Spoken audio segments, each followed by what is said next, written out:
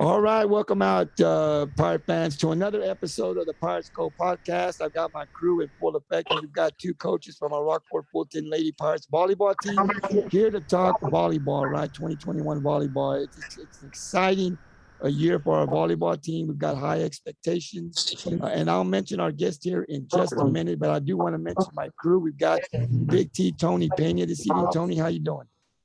Doing good, man. Happy to be here. Absolutely. And then we got the coach. He knows it all. He knows volleyball. He knows football. He knows baseball. He knows softball. He knows it all. We're glad to have him on the podcast. Coach Steve Cantu. Coach, how you doing? Blessed, brother. Happy to be here. Right. And then we've got the main man of the podcast, Mr. Johnny Zavala. He does it all too. He goes to the games. He cheers our players on, and he's just a big Pirate fan. He's been a big Pirate fan for years. Johnny Zavala, the Z-Man. How you doing, sir? Doing good. All right. And then we wanted to talk volleyball. We kind of jump around every Wednesday. We'll bring in and we'll talk football, and then we'll talk volleyball. We've got high expectations for both our football team and our volleyball team in 2021. I think we've got a chance to win district and make a deep playoff run in both sports. And so this evening, we've got two of our assistant coaches on our volleyball team. We've got Coach Amanda Robbins. It's the second time she's been on the podcast. Coach Robbins, how you doing? I'm good, thank you. Right. And then we've got Coach Clark. She's first time on the podcast. Coach Clark, thank you for taking some time to join us this evening. How you doing? I'm great. Thanks for having me. All right. Well, we're ready to talk 2021 volleyball. We're also going to shed some light on our junior varsity and freshman team. Both of them are doing really great. And we'll talk about their records, and we'll have some questions for our varsity. We're fixing to start district here next week. So we wanted to bring in the coaches before district start and kind of get an idea of where our team's at and how well we think we're going to do in 2021. But I want to pass it over to the Z-Man, Johnny Zavala. He's got a few questions for Coach Robbins and Coach Clark. Coach Robbins, who or what inspired you to become a coach? My high school volleyball coach, we were pretty successful. We went to the regional tournament, I believe, every year that I was in high school. And then my junior year, we actually went to state in volleyball. And so I think just having a really good high school experience, really good high school coach kind of inspired me to be a coach. I just grew up around sports, and it's what my passion is, and it's what I love to do. So it was kind of a brainer for me. I knew I was going to go to school to get into coaching, and I'm just really blessed that I ended up in Rockport. So yeah, we welcome you to Rockport easily. Yeah. Coach Clark, what about you? What inspired you to become a coach? Who or what? I knew that I wanted to be a volleyball coach sometime when I was playing in high school. And then I went on to college and just had an amazing volleyball coach as well. And he really pushed me and led me in that direction and told me that I would be a great volleyball coach. And I just kept my dream going. And actually, my high school volleyball coach ended up in Rockport the year I graduated college. And she actually is the one who got a hold of me and brought me to Rockport. So this is my 16th year here. And so that's how I actually ended up in Rockport, was my old high school coach. Wow, 16 years. Woo. Yeah. Coach Clark, of your 16 years, what year was your favorite year at coaching? Man, there's so many. We've just had such great groups of girls that have come through the program all around. I mean, from my first year, probably, just starting out as a 22-year-old kid just out of college. Then also, like, I guess our first year to ever make the regional tournament. I think, gosh, I can't even remember what year it was, 2014 or something. I can't even remember. That year was a great year. And then the last few years, I've been coaching with Coach Robbins and Coach Jeffrey. We're just such a good, I think, group of coaches, and we just have such a great friendship and just a really good team. And I've just really enjoyed the past few years coaching with them as well. It's just been a lot of fun, and we've had a lot of success. Yeah, it sure is showing out in the court. It sure is. Coach Robbins, what year was your favorite year of coaching? I don't know that I have just one. I will agree with Coach Clark. Myself, Coach Jeffrey, and Coach Clark, we just have such a good relationship. And and a friendship even outside of work that it's just a lot of fun. So the last couple of years, because Mark was the freshman coach, and then him and Coach Clark kind of switched places. So we've actually been coaching us three together for a while. And every year it's just, we have so much fun together. And then we just have such good girls that think every year I'm like, oh, that was my favorite year. And then the next year I'm like, oh, that was my favorite year. It's just fun. We get to do what we love every day. So I can't pick just one season, but I can tell you we have a blast. Just keep the tradition going. Just keep on winning. Keep on winning. I hope this year become a great season, a long season. Yeah. Gabe, that's all I got. Coach Clark and Coach Robbins, I know that Johnny does a lot of research for our football, our basketball. One of the things he does is he searches and he comes onto the podcast and he'll tell us things we don't know, like the girls were ranked at the start, which, I didn't know, and Johnny looked it up and he came in. And here on the podcast, right, we eat that stuff up. That's what we do on the podcast. We talk and we hype up our girls and our football team, our basketball team, our softball team, whatever it is. Sometimes I think it does a little bit of harm because we talk too much. I do. And I think people come after us. They gun for us and they're tired of hearing us. And so we're going to come after them and give them the best. But we love it. And our girls have been working hard. And one thing we want to do on the podcast is show our community how hard these girls work, bringing in the coaches, showing them how good our coaches are. I mean, we didn't know, but when we had Coach Jeffries on, Coach Robbins, he basically said that, I think he said that you've lost, I don't know how many years that you've been here, you've lost just a few games. And I didn't know that about you. And those are things that just don't go, they go unnoticed unless you go to the game all the time. And I remember him telling that, and I told the guys, wow, and then we look at your record. Do you know, Coach Robbins, how long have you been in Rockport, did you say? This is 7th year. Do you know your record here at Rockport? Your record, No, I remember the losses more than I remember the wins, but no, I don't. But I've been surrounded with some really good coaches. So Coach Clark's pretty much been my mentor since I've been here. So I've learned a lot from her. So I'm surrounded with some pretty good people. Yeah, absolutely. And I know you have a lot more wins. I don't think Coach Jeffrey told us. I don't think he knew either. He said you win a lot more than you lose. That's for sure. And then, Coach Clark, we know that you had the program for many years here. And I remember a few years back us going, a couple of rounds in the playoffs with the volleyball team. And I'll be honest with you, the guys here, we don't know much about volleyball. We're just learning. I had to Google match versus set because when I was writing things, I didn't even know. So I was like, if I ask somebody, they're going to say, well, if you don't know, then you shouldn't be writing about it, right? So I had to Google some stuff. But we've gone to a couple of games. I have, and I've enjoyed it. I'm starting to learn a lot, and it's just been fun watching these girls. And hopefully we'll continue to go next week, next Tuesday. But you've had a successful program here. You started this a few years back. Do you happen to know what your win-loss record here is in Rockport? I have absolutely no idea. I do know the girls or the program hadn't been to the playoffs in like 5-6 years before I showed up. And then we went 2 years. Well, I was coaching JV. That was our first year. And then I took over the varsity program the year after that. And we've been to the playoffs every single year since then. So, and like I said, it had been 5-6 years since they had been. So, and I started here in 2006. Wow.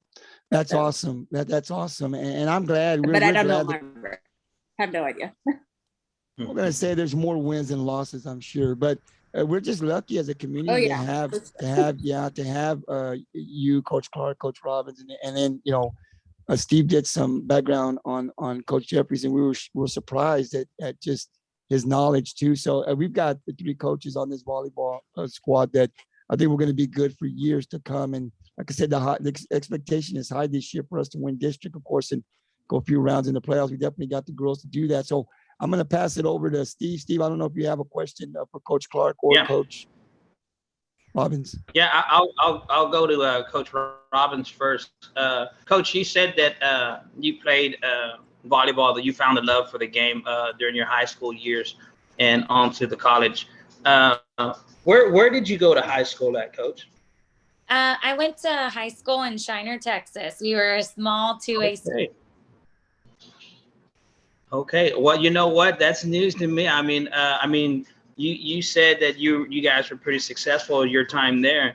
I know Shiner very well. I've dealt with their softball program for many years, and they've always had great athletes. And I had talked to, Coach Jeffries about, the softball. How do the girls from softball translate over to volleyball, and how does that is that a quick turnover for them and stuff like that? So he told me that it's rare and stuff like that. So anyway, I just kind of got off subject there, but that's interesting. So Shiner, Coach Clark, I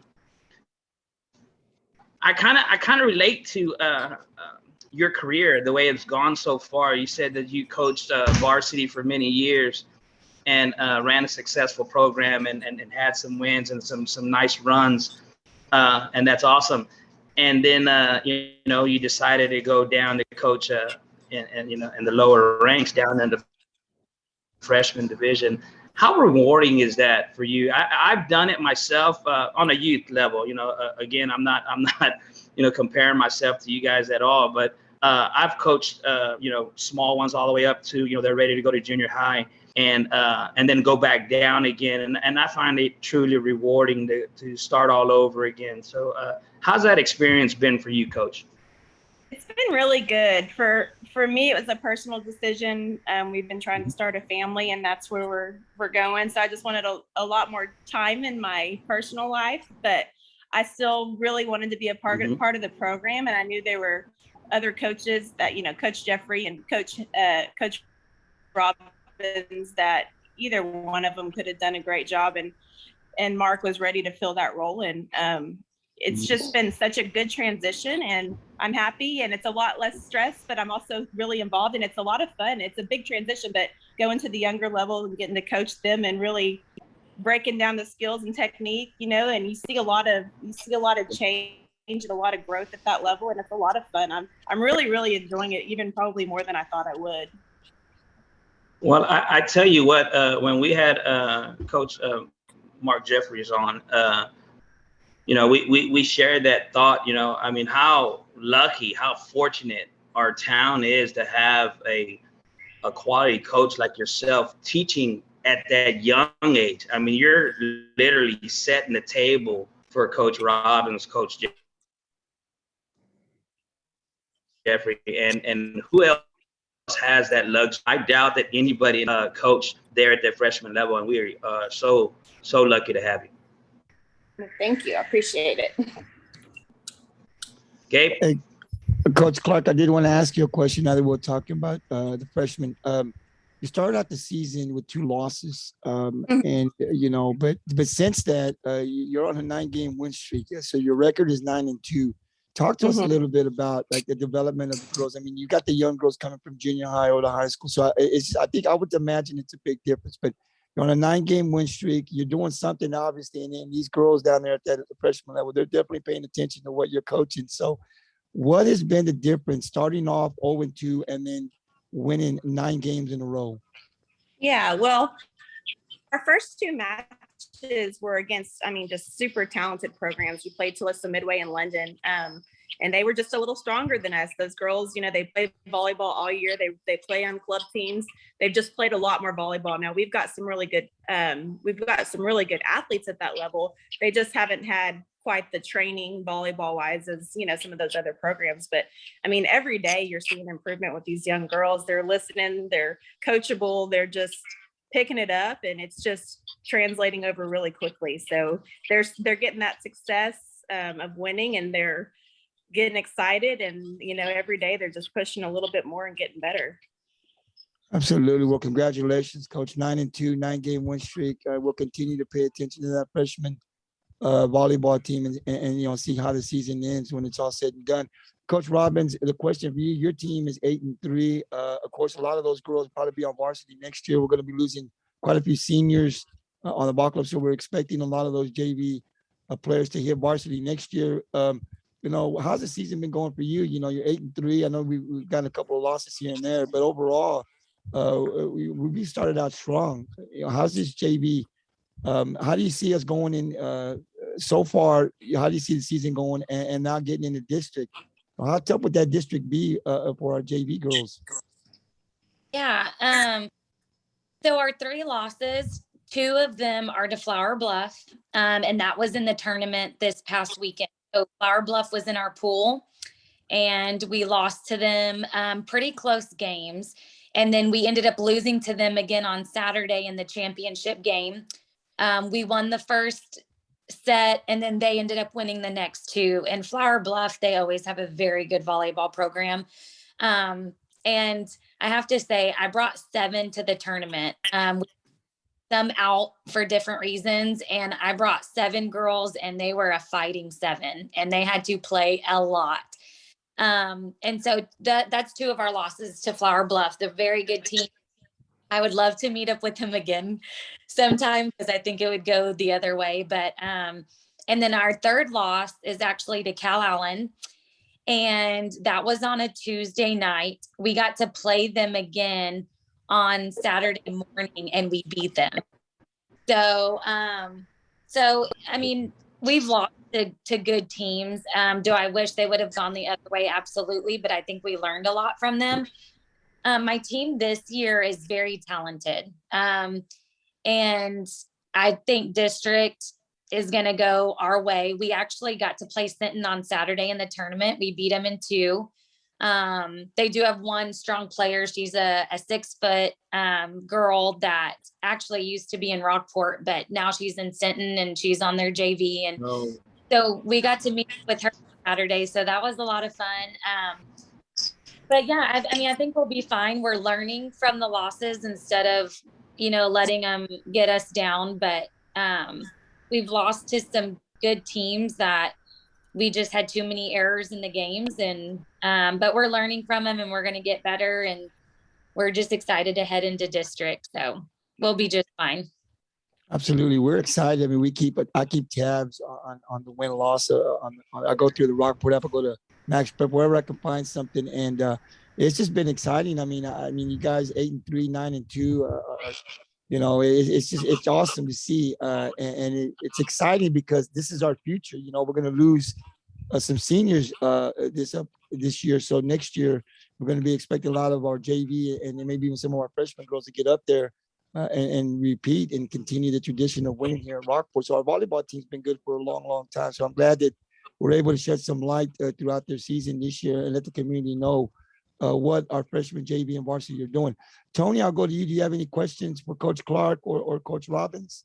Yeah, I wanna. You know, we had Coach Robbins on here before, and we got to know a little bit about her. Coach Clark, are you Rockport alumni? If not, what high school did you graduate from? No, I'm not. I'm from Waxahachie, Texas. South of Dallas. All right. And where did you go to college? You know where that is? Waxahachie, I know where Waxahachie is. I played. Nope. Yeah. I went to Chicago Baptist University. I played volleyball there. It's a Division II school in Arkansas. Awesome. All right. Well, I just wanted to kind of just ask that question, just to kind of just let the community know a little bit more about you. We had Coach Robbins on before and asked her all of those questions. So anyways, that's all I got. The guys pretty much covered anything else I would have asked. So that's all I got, Gabe. Coach Robbins, what's the varsity record? Because I see on one app that I follow, they have us at a certain win and loss, and then I look at Max Prep and it's different. Do you happen to know what our varsity record is? Not Coach. My head. Do you know, Jess? No, I'm not really sure. I know we've won most of our games. We've had a couple losses in the tournaments, but I'm not really sure. I know it's a winning like 15-8 or something like that, but I've seen 2 different ones. And so, Coach Robbins, I'll go to you. Talk a little bit about our varsity. You know, I know that we had the girls, like I said, we had Kaylee Howe. We had just won the Aransas Pass tournament. we're going into the sitting tournament, and I know we did really good, I think, the first day, but then we kind of fell to team. I know the girls wanted another shot. They thought they could beat them, and then I think we fell to them again. But these are big schools that we're losing to. But talk a little bit about where our varsity squad is right now. I know Kaylee was out for a little while. I went to a game. She didn't play, but I know she's back now. Do Yes. we have all our players and going into the district now next week? Are we ready for district? How good is Calhoun? We heard Mark Jeffries talk last year about how good Calhoun was. And then, of course, we've already beaten Sitten, I think, in the tournament. But they'll be tough again when we play them. So how are we looking towards getting in the district next week? And are we prepared? Yeah, so Kaylee is back. And I think even some of those losses in the tournament, it's hard when you lose a player like Kaylee out to an injury. So a lot of our girls stepped up and they played really hard. But now that we have her back, it's nice because she can put the ball on the floor and play really good defense as far as blocking. So she helps out a lot. But we're ready for district. I do think Calhoun will be a good test for us. We got to see them in a tournament. And so we know what they look like. We know what they're capable of.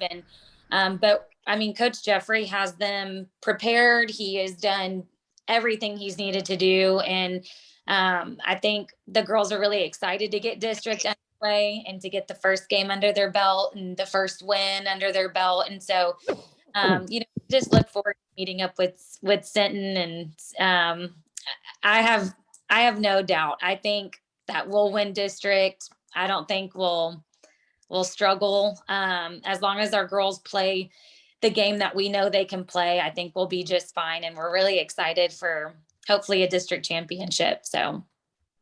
Absolutely. That's what we've been saying since week one, man. We're expecting to win a district here. We know it's always tough, man, but I think we're good in pretty much all areas. The outside, the inside, we got height, the setters back there. Like I said, we're still learning the volleyball game, but I see out there what's going on. Sometimes I just kind of, I want to ask a question because they'll just stop playing. I'm like, what happened? And I'm watching it, and I don't know why. They called the play, and I don't even know why it stopped. But as I continue to go to games, I'll figure it out. Coach Clark, I do have a question. One person that I didn't know a lot about that I went to go see when they played, we played industrial here at home, and she was, I thought she's a great athlete. I know she plays soccer, and that was Kylie Kopp. I didn't know. I looked at the roster. She can really get up there on that net and hit the ball. I didn't know much about her. I'd heard about her in soccer, but this is a great athlete. I think she's a sophomore or junior. Can you talk a little bit about Kylie and how she's come out? I think this is her first year on varsity. So she went on there last year and just, what she's contributing to the team. Because that game that I saw, man, she can get up there way over that net and hit that ball. Yeah, so Kylie's a junior this year. It's her first year on varsity, and she is filling a very important role as a starting outside hitter for us. She's still learning the game, but she is incredibly athletic, and she is really, really coming along and being more consistent each game. And she's picking up the defense, and she's going to be something. She already is this year, but by next year, man, she is going to be a force to be reckoned with because she's a heck of an athlete, and man, she's the more, every day she just gets a little bit better. So Kylie's she's doing a really great job for us this season. Yeah, I saw her out there, and I was like, man, I was watching her warm-ups, and she was just getting up there, and I was like, wow, who is this girl, man? I hadn't heard about, and she played great.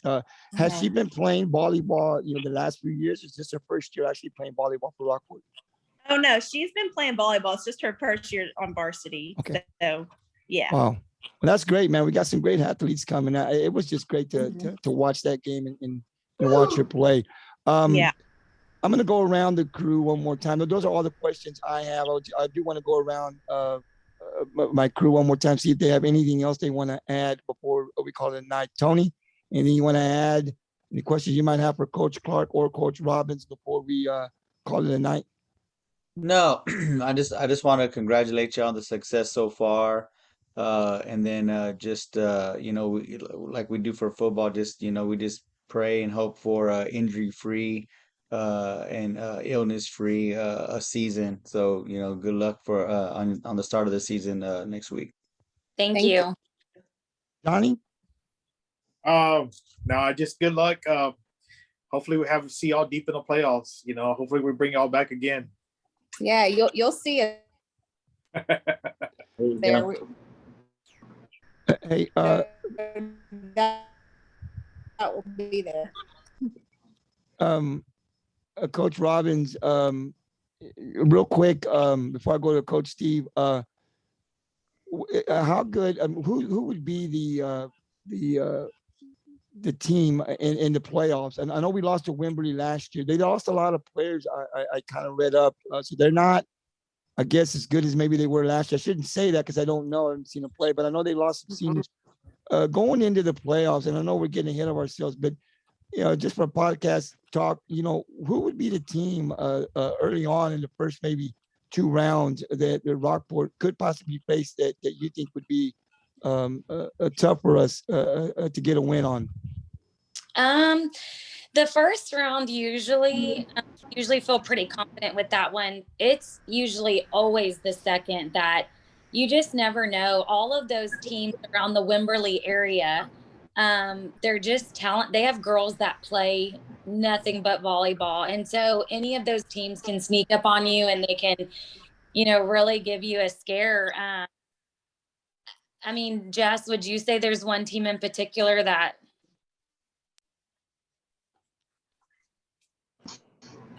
I don't know. Like you say, that second round is always going to be tough, especially with those teams like Wimberley. You say they lose a lot of seniors, but they are completely loaded. Those kids are playing, club volleyball, middle school. They don't do anything but players. So you can never underestimate a team around that area that loses a big senior class. Absolutely. Yeah. That Wimberley Burning, God, those guys come with athletes just about every year in basketball and softball. I mean, They just play all year round. So definitely understand. But I think we got the talent. I mean, I think we can go into the 3rd round plus this year. I mean, from what I've seen with the girls, long like you said, we got to go out and play the game. But the talent is there. The coaching is there. Oh, yeah. Hopefully we're injury free and and then this COVID, you just never know, as you coaches know, from one day to the next, you don't know what you're going to be dealing with, and it's the next man up. So it's a lot of things that have to fall, our way, and every team's facing that. So we're just excited about where we're going to go. I mean, the first step obviously is winning district, and then once we can get that wrapped up, then it's a deep run in the playoffs, and who knows where we'll go. Coach Steve, I'll ask you, do you have any questions or anything you want to add before we call it a night with the coaches? Yeah, I got a question, coaches. I know that you guys have been mentioned throughout the podcast about other towns and their girls playing club ball and select ball or whatnot. How is our girls doing on that point? Is there a place for them to play? Are they all playing club ball outside of regular season? We have a few clubs in the Corpus area. We don't have any just huge clubs. And we also, our athletes were a smaller school and our athletes play all the sports, which we encourage. And we want all of our programs to be successful. So we don't expect our kids just to play volleyball. We have tremendous athletes that come in and help every program. So if they can play on a smaller team that doesn't take too much time away from all the other sports, that's what we want them to do that. But we definitely want our athletes to be well-rounded athletes in all the sports as well. Yeah, I could tell you from, like I said, from my, small scale, playing rec ball, Little League, and I'm a softball coach, I'm sorry. And then I saw the need for, we need to play more ball, and we're going out in tournaments and losing once we get past, district and stuff like that. We've always been pretty successful there. But that's one thing that I came back this season from our sectional tournament was like, I got to get the girls out there playing more ball. And I see the importance of, just getting out there and playing more softball, you know what I'm saying? So I could see how I understand it, us wanting to, the girls to be well-rounded, but I do definitely see the benefits of playing club ball and stuff like that as well. So, Oh yeah, for sure. yeah. All right, Gabe, that's all I got. Again, I'm sorry. Before I let you guys go, I want to say thank you again for joining us on this format. It's exciting. I think I told Coach Jeffrey that he had gained a fan because he came on the podcast and just blew me away. I've seen him, from across the way on the softball field. I didn't have the pleasure to ever meet him, but when he came onto the podcast and with his energy and his glow, he lit up when we were talking about volleyball, and I was like, man, you guys, you really gained a fan. So I'm gonna make it a point to get out there and cheer you guys on this season, no doubt. So continued success for both of your programs. Thank you. Thank you so much. And Coach Clark and Coach Robbins, before I ask you guys to kind of talk, mention the players or your rosters, I do want to say that I think, what we do here on the podcast is once the season ends, and so once the playoff run is over, and I'm saying we're going to be in the playoffs, right? But once the season ends for our varsity volleyball, then we would like to send another invite to have all three coaches come in at the same time, Coach Robbins, Clark, and Coach Jeffrey, to put some closure to the season. We don't like to just leave it open for our followers. We like to bring you guys back in maybe a few weeks after when everything settles in and just kind of put some closure to the season with our freshman JV and our varsity. We like to kind of talk a little bit about how the season went and what we have to look forward to next year. So hopefully you guys will send an invite once the season ends a few weeks after, and then you guys, all three, can come back and we can put some closure to the season. Something we want to do for football and basketball and volleyball. Softball and soccer and throughout the year. I think it's something that our followers in the community would enjoy. So before we say goodnight, I'd like to be able to let you guys mention your roster. Coach Clark, I don't know if you have the list, but if you do, would you like to mention your freshman squad for our followers here on the Pirates Cove? Sure. Let's see. I have Mackenzie Scheibe, Kalia Flaherty, Oceana Lara, Callie Darnold, Caitlin Garcia, Meredith Sundberg, let's see, Jalissa Hernandez, Ariana Vasquez, Annika Guerrero, and Ani Carillon. Once again, that's our freshman roster for the community. These girls are 9-2 on the season. They still got quite a few games to go. Come on out, and support our girls on the road, especially at home. Girls do enjoy when we pack the stands and make a lot of noise. The support really does matter. So come on out if you got some time. Support our freshman volleyball girls. They're 9-2 once again, and I think before season end, we're going to win a lot more games than we'll lose with Coach Clark. So definitely got some talent on that freshman level. So come on out, show some support. Make some noise, and let's let the girls know that the community of Rockport backs them up 100%. Coach Clark, I want to wish you all the luck, continued success, and you've done an awesome job here in the past with our program. I mean, our volleyball program is definitely on the map. People around the state know who Rockport is, and a lot of that has to do with what you have put together here the last couple of years. Now turning it over to Coach Mark Jeffries. He's doing an awesome job. So I think we're going to be good for many years to come. So continued success. Congratulations. And we look forward to talking to you once again when season ends. Coach Robbins, I'll go to you next. Can you kind of mention your roster, the junior varsity here at Rockport? Sure.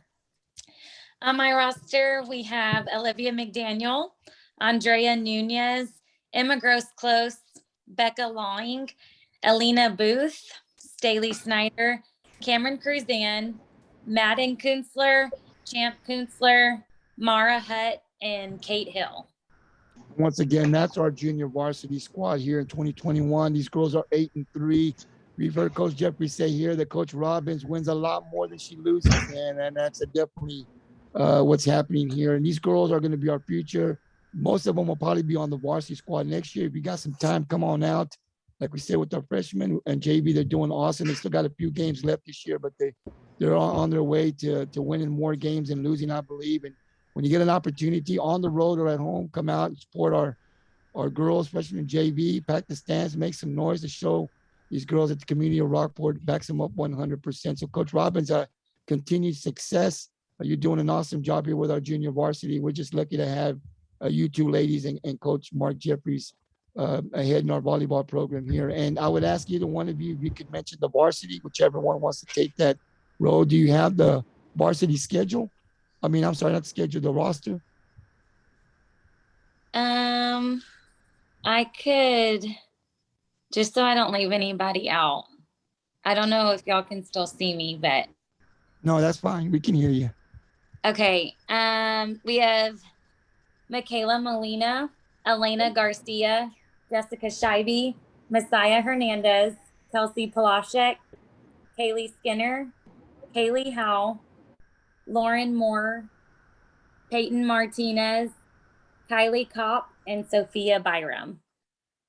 And that's our varsity squad. They're doing awesome this year. They have high expectations this year to win district. They went into the second round of the playoffs last year, lost to a good team in Wembley that went all the way to state in volleyball last year, but they're back. We are looking to win our district. Actually, district starts next week. Come on out, show some support to our varsity. I think they play at 6 o'clock on Tuesdays, 4:30 on Fridays. Am I right, coaches, or am I wrong by saying? Okay, so it is 6 o'clock on Tuesdays, 4:30 on Fridays. Come on out. We'll put on our social media page, Twitter and Facebook page on the Pirates Cove, the time and location where the girls will be playing. If you got time, go out and support them on the road. But definitely here at home, let's pack the stands, make a lot of noise for our girls. If you see something on social media, congratulations. Good luck goes a long ways. These girls read what we put on there. So let's show them some support. And we look forward to these girls winning the district title and making a deep playoff run this year in 2021. So Coach Amanda Robbins and Coach Jessica Clark, thank you for spending some time with us here on the Pirates Cove. We really enjoyed having a conversation with you as far as our 2021 Lady Pirates Volleyball team. And we look forward to sending another invite to all three coaches when season ends to put some closure to the season. So until next time, coaches, continue success. Good luck the rest of the way. And we'll see you guys at the season end. Thank you. Thank you. Thank you. Have a good evening. You too. You too. That was our two coaches, 2021 freshman and junior varsity coaches, Amanda Robbins, Jessica Clark. They've done an awesome job. Coach Clark has been our varsity coach here for a few years now, and she's actually helped our program a lot. She's been very successful when she was a head coach here. She stepped down for personal reasons, but having her at that freshman level, guys, I got to tell you, it's just great.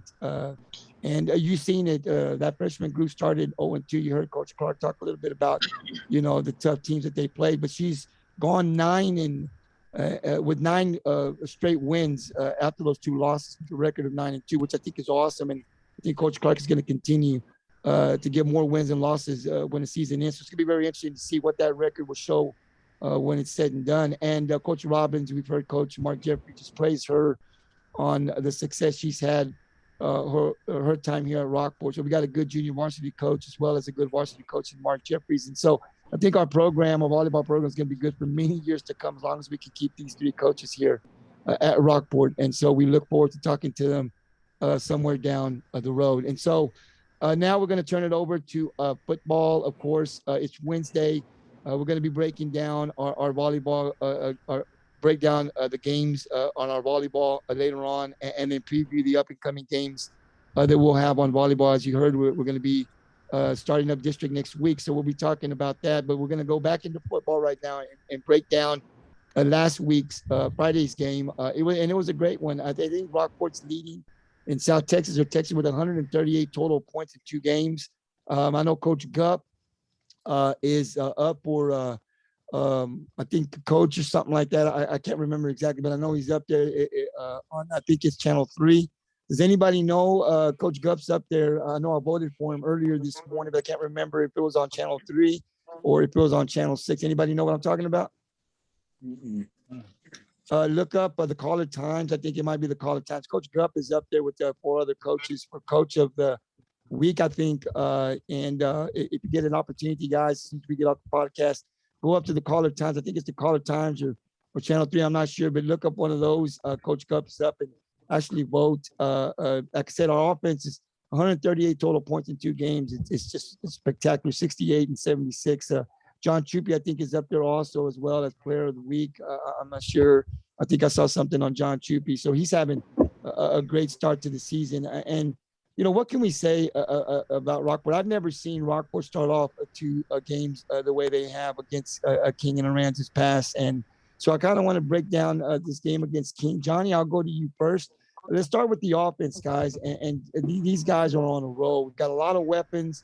We're passing the ball. Johnny's probably going to break down the amount of passes that we attempted on Friday's game. And then, of course, John Chupi having a big game. So, Johnny, can you just kind of break down, give us some stats of what you know about this game that we played on Friday against King?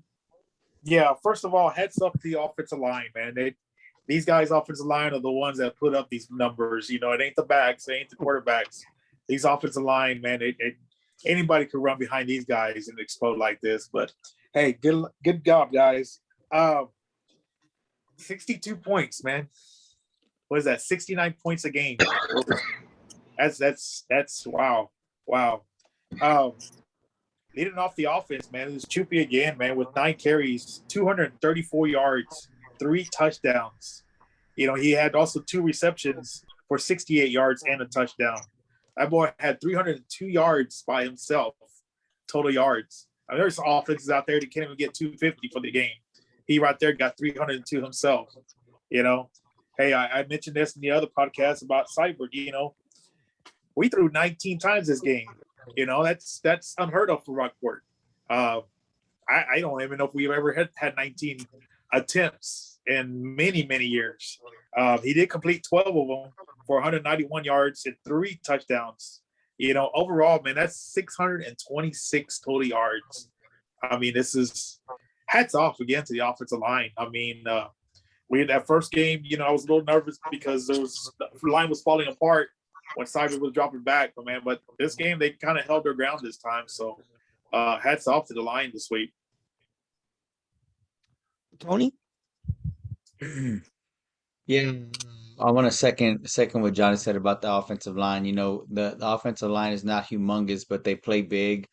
You know, opening up those holes for those backs. You know, I think on the ground, the Rockport did really well. You know, John had 9 touches for over 200 yards, and then Devin had 9 touches for just over 100 yards. So, I mean, you know, the offensive line, those backs, you know, and then Ace, you know, moving around in the pocket, he looked very comfortable. I'll tell you what, you know, if there's nothing to see or there's nothing else that I can say about how well he did, he looked very, very comfortable last Friday.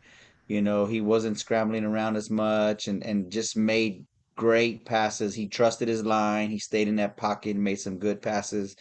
You know, those receivers are getting out there and getting open, doing a good job of really giving them good looks. And, you know, just offensively, I think Rockport is doing very well over the last 2 weeks.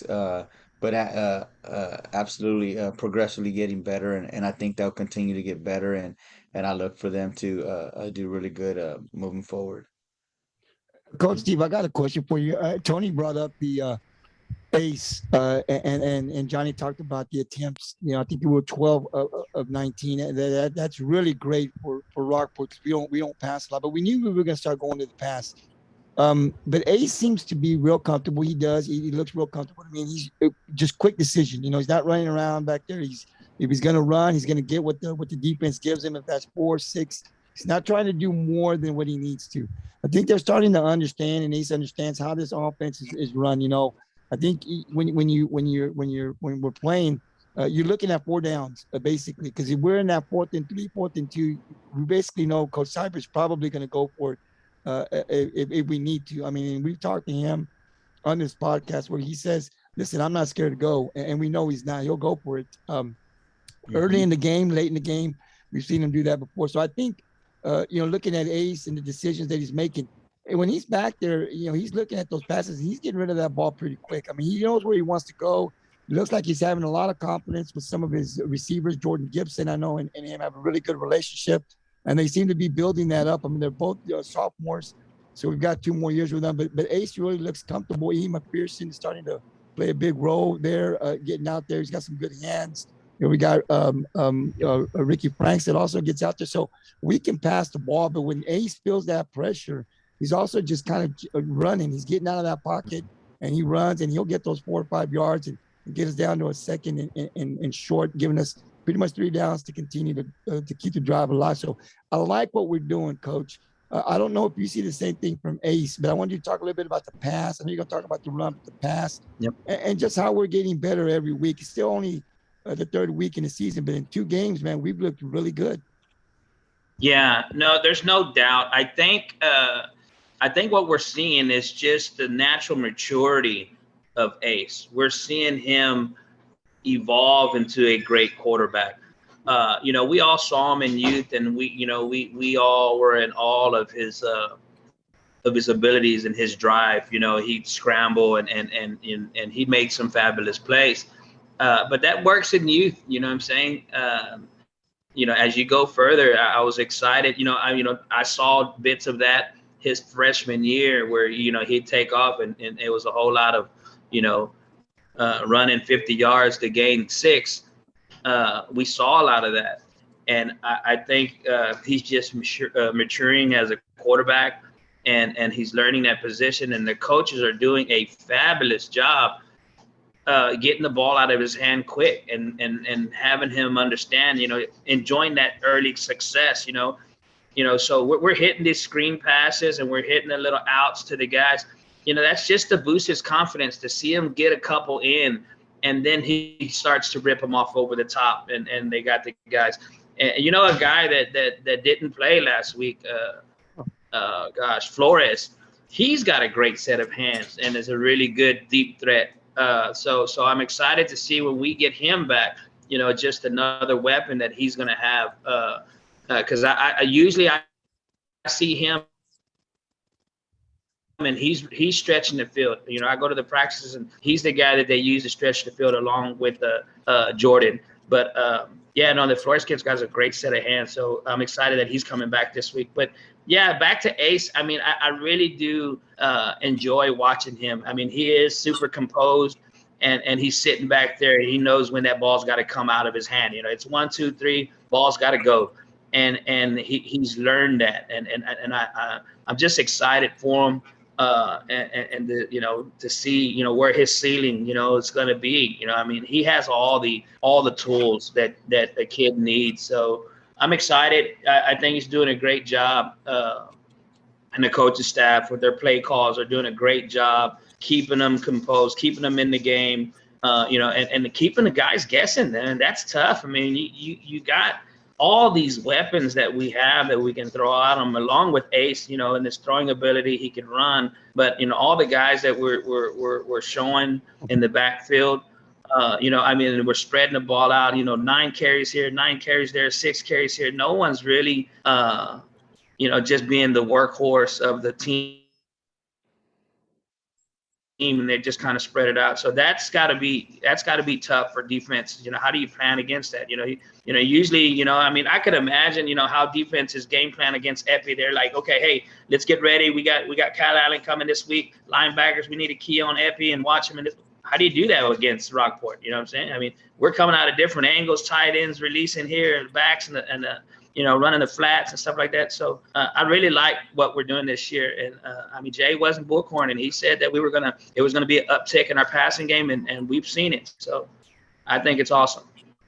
And one thing I want to mention is I like what we're doing on the passing, as far as like everything's timing, everything's quick. We got the quick receivers to get loose quick. We're not the team that have the 6-foot receivers that you can just chunk it down the sideline and let them jump for it.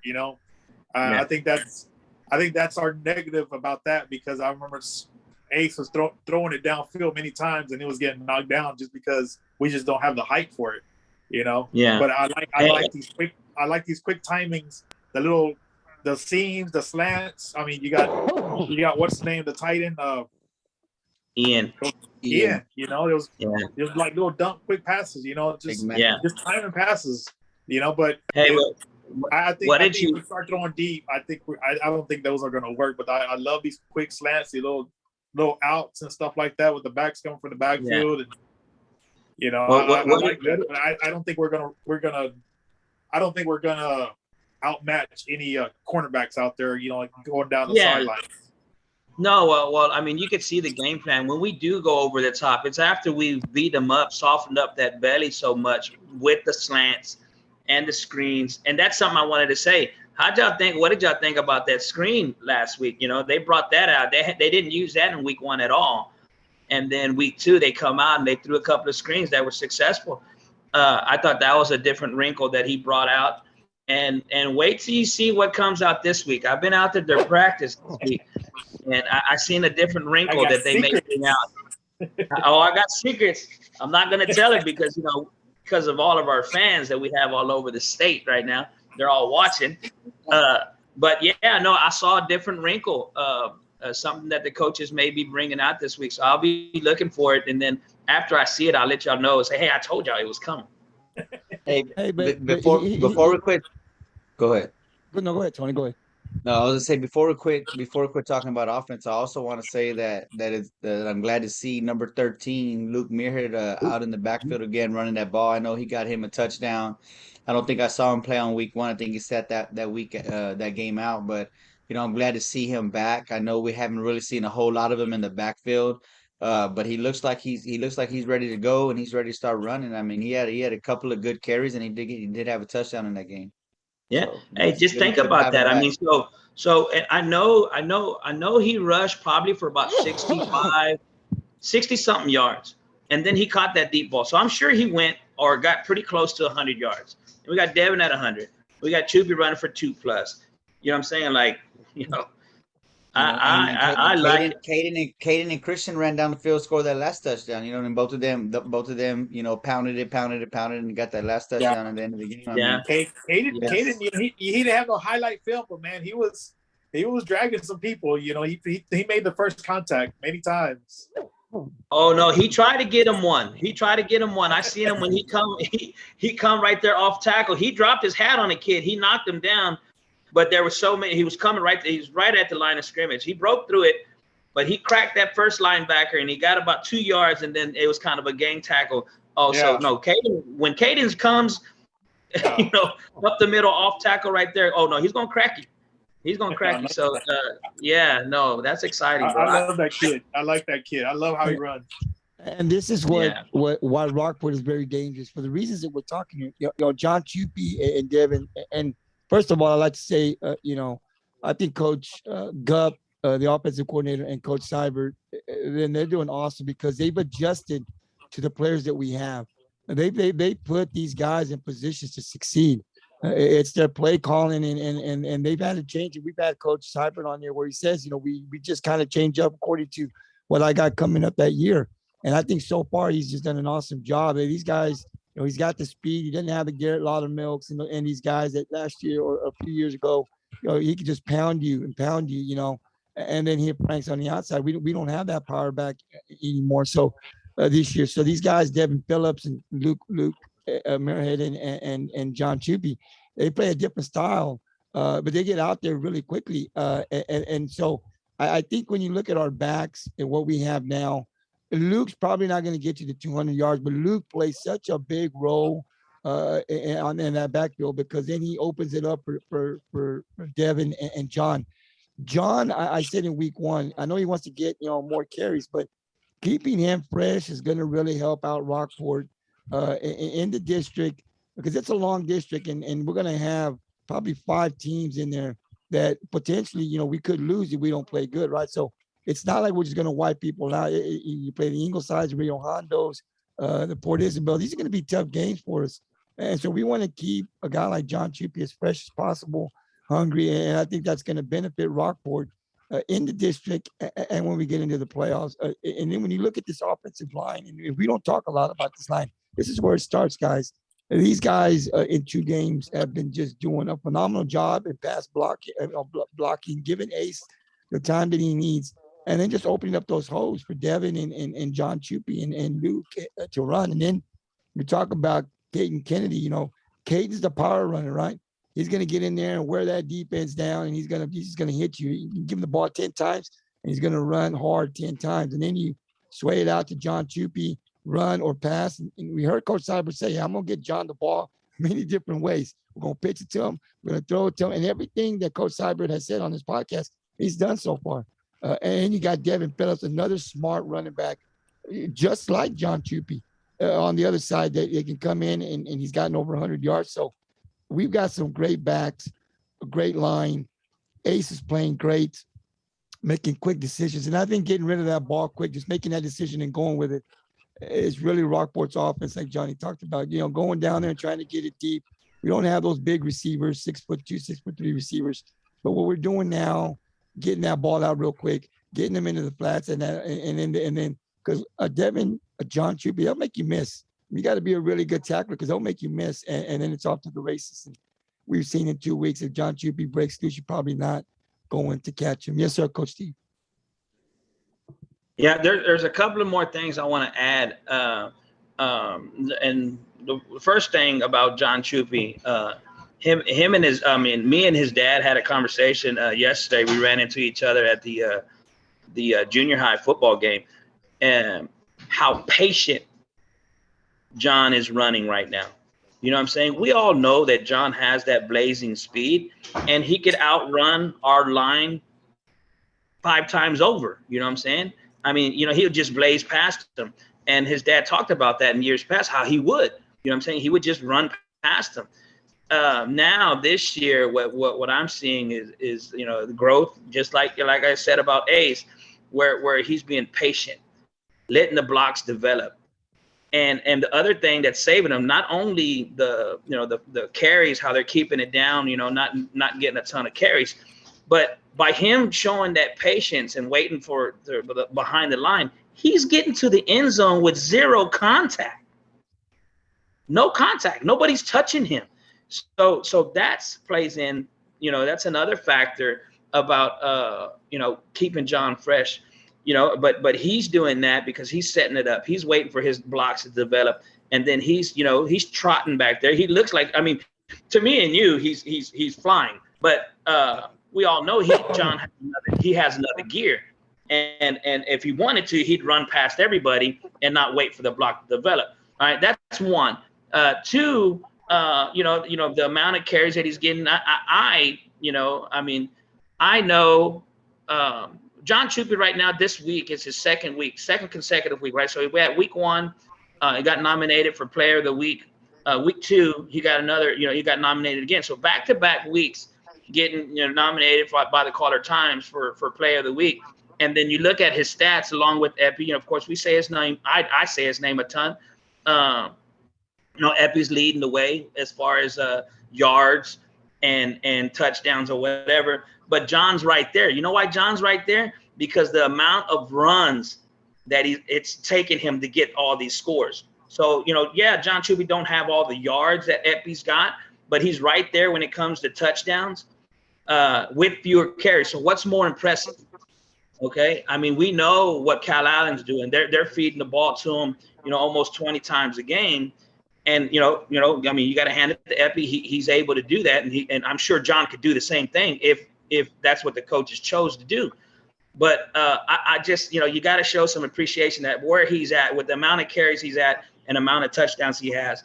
You know what I'm saying? I like the fact that he's right there and he's in the talks and people see that and that he's, getting nominated, back-to-back weeks like that. It shows that people are recognizing. You don't have to get the ball 20 times to be recognized as a player. So that's all I wanted to say. We can go on to defense, but I had that in. I know you wanted me to talk about Ace, but I had all this to say about Chupi, and I had to get it out. Hey, well, this is what we do when we talk offense, defense, and we break it down. We want to talk about the players and what we see, and now let's flip over to the defense. You guys have, and Coach, I'll start off with you. You talked about Peyton Mcallister and just the amount of tackles that he's had and what he's been able to do in 2 weeks. And I want to remind the people that are going to watch this podcast, Peyton's new at this position. I mean, we all know the way he plays. He doesn't take a play off, never has. but he's still learning. In my opinion, he's still learning how to be a linebacker, right? And just it's scary to where this guy's going to go, man, in a few weeks. But he's just around the ball consistently. Talk a little bit about our defense. Talk about our linebackers, our D line, our corners, and just how well we played this Friday against King. Well, I tell you that I think at that scrimmage, I watched Peyton, close at that scrimmage against Miller. I saw a little bit of hesitancy, not sure. I think, maybe it's just like a lot of information the coaches were feeding them. And I feel like week one, coaches told him, they probably didn't, more than likely they didn't, but, this is what I would have done. I would have gotten him into his locker and like, kid, just do you. You know what I'm saying? Forget all the rest of this other stuff. Just do you. Just be Peyton Mcallister. And because week one, he came out with his hair on fire, showed his dominance, showed his nose for the ball. You know what I'm saying? I mean, this kid is just a magnet for the ball. He gets to the ball and the hustle the guy shows, right? So I've seen him maybe 4 times this week against King. Blow up they try to keep a little back there for him to protect the quarterback. So Peyton would come, blow the guy off his feet, fall down himself, get up. The quarterback would take off left or right. Peyton would get up and be the first man to the ball. How do you do that? How do you blow up the play here and still make the play over there and the first one to the ball? So Peyton is playing right now out of his mind. 17 tackles. He had 3 sacks in that game.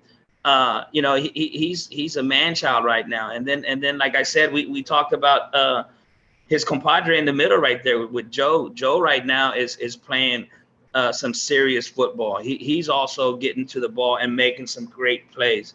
And Joe brings that hit, baby. When he comes in, he hits you. You know what I'm saying? So I did see a few arm tackles from some of the guys that I didn't kind of like. They were sliding off of our guys, but for the most part, we played well.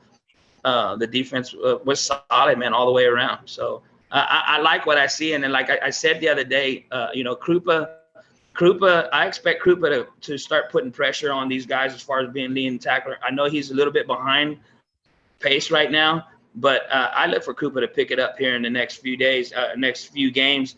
And then it's going to be, like I said, a 3-headed monster. It's like, how do you expect to gain the yards against these guys? So I'm excited, man. I like the direction that we're going on defense.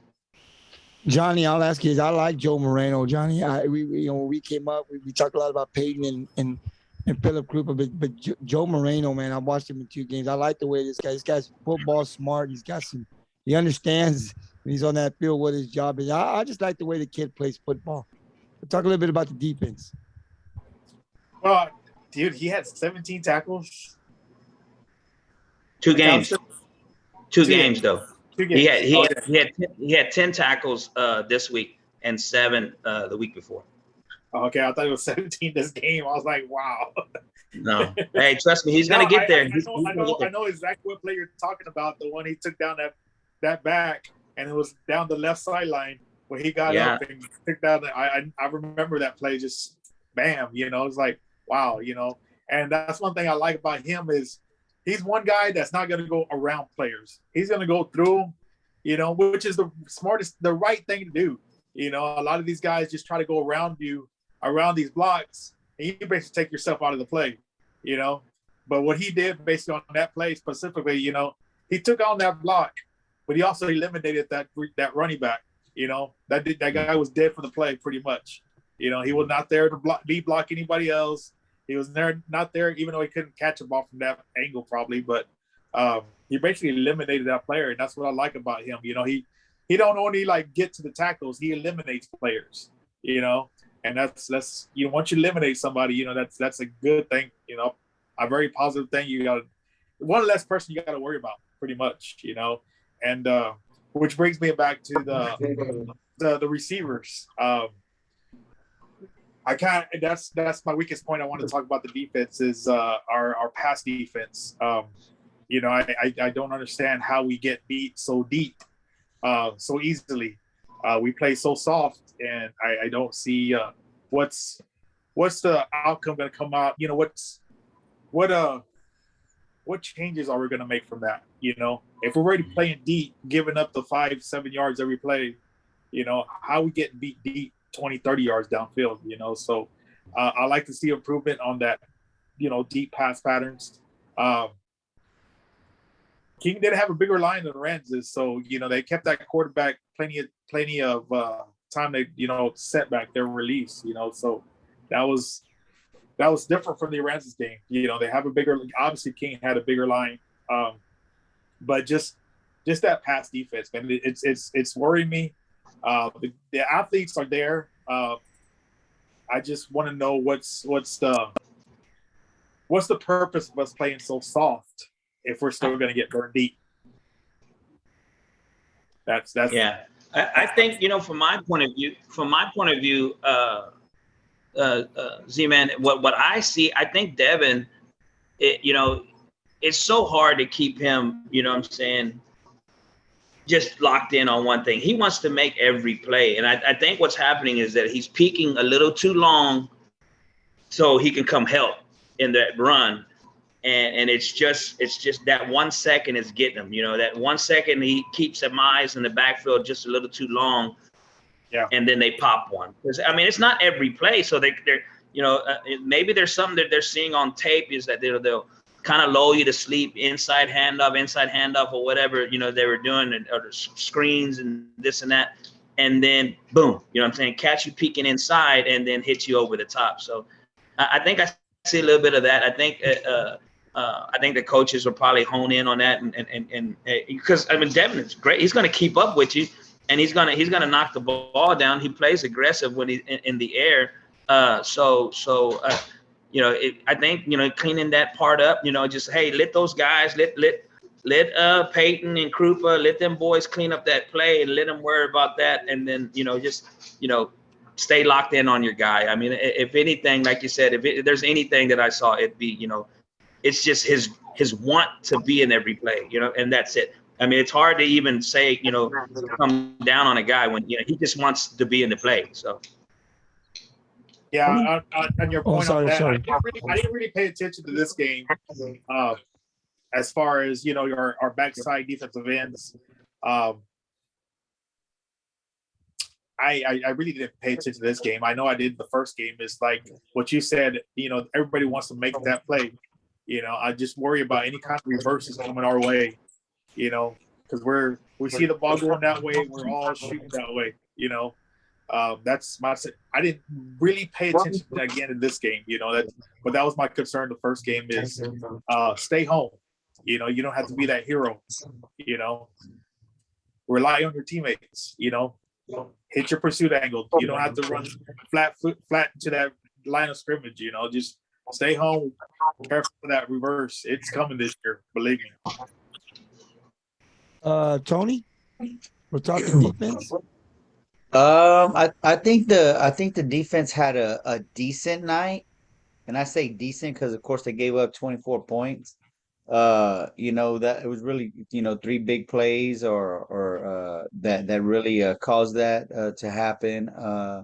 But I think one of the things, you know, I have short-term memory, just like a player should on the field. You know, you forget about those big big plays that happened, but it's what happened between those plays. I think I saw a lot of struggling with making a tackle. You know, I don't know if that quarterback was super elusive or not. I mean, I guess he was, because I mean, I seen a lot of guys miss. And I think, you know, and that's not really like Rockport to miss tackles like that, but it took 2-3 times for the guy to get hit for him to go down. I mean, I can't take nothing away from the guy. Great quarterback, King. You know, that King quarterback played a great game. You know, he had some great passes, and he was all over the field. I think defensively, we had a lot of chances to stop big plays from happening, and we just couldn't capitalize on it. And I know we're not going to make every play. I know those guys are not going to make every play, but I mean, man, well, as the season progresses and the games count, you know, really got to clean that up and make that tackle on that initial contact. I mean, that's how defenses progressively get better is making that tackle on first contact. You know what I mean? But when we continue to let guys make guys miss, allow guys to make us miss. I mean, it's the it's the game gets harder. You know what I mean? The game seems longer. It seems like it's dragging when we're allowing those first downs because on 3rd and 15, it's first down already. 20, You know what I'm saying? 3rd and 23. They let one go, and it was a high snap that went over the quarterback, and he still got a first down out of the damn thing. So So those are tough. it's just it's I'm not even worried about the big plays. I'm not worried about the big pass plays. It's what happened in the middle of all that. I mean, we just got to get better tackling on that first contact. I saw the defense flying to the ball, which is great. You know what I mean? And I seen another teammates cleaning up after a miss. But we need to get better at making those tackles on first contact. This was a decent game for defense. They didn't allow too many points.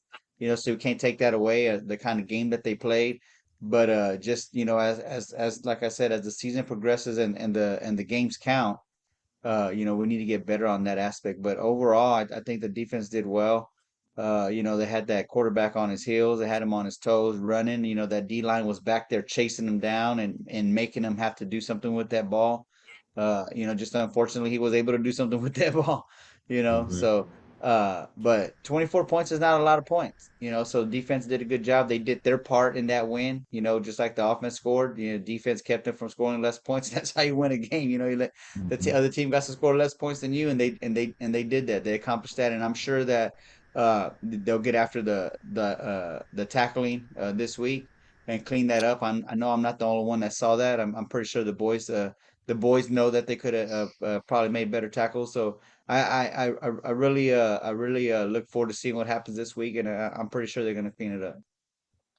And here's the thing, guys. The only thing I'll add on that defense is that King quarterback. I compare everything to that sitting quarterback. And if you think the King quarterback ain't nothing compared to what we're going to see with Rene Galvan and sitting, we've got to contain. We got to keep him. We can't let this guy get to the outside. It's just too dangerous. You got to keep him, in the pocket. It gives us a better chance with Peyton in there to come in there. You got to chase these guys, and that's kind of like what the Walkers were saying when Dat Wynn was playing, right? Everything their job was just to move everything back to the middle and let Dat clean it up, and that's basically what we got to do with our defense. We got to our outside. We got to keep these guys contained and bring them back to the inside and let Peyton Mcallister clean it up. I mean, and Peyton's still learning. And on the defensive side, we made some major moves, and so they're still working on it. It's only week 2. I do think we'll get a lot better as we get into district with this defense because they're there. Our guys are there. We didn't play our best defensive game. Sometimes they come in there and they just don't give, play hard every play. I'm not sure exactly what happened. I'm not going to say that the defense took some plays off because I don't think that they did, but they're going to get better, I think, as the season goes. Peyton's still learning that. Offense, Joe Moreno playing. This is his first full season there. He's really good. Our D-line are going to have to get out there and contain. I'm a little concerned.